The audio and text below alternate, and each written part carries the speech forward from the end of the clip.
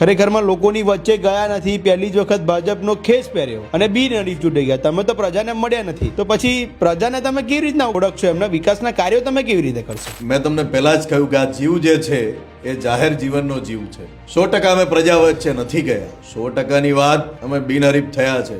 આપને નથી ખબર, વોર્ડ નંબર 8 ની અંદર તમને લાગે છે કમળ સિવાય કઈ જીતે?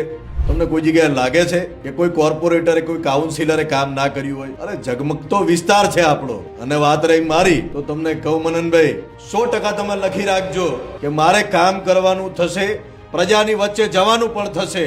ભારતીય જનતા પાર્ટીના સૌના લાડીલા સાહેબ જ્યારે 365 દિવસ કામ કરતા હોય, મનનભાઈ આ અમિતજી ઠાકોર, હું પણ 365 દિવસ મારા સાહેબને ખાતરી આપીને કહું છું, હું પણ એમના રાહે ચાલવાનો છું. મારા પ્રજા વચ્ચે રહીશ, પ્રજાના કામ કરીશ. ભલે બિનહરીફ થયો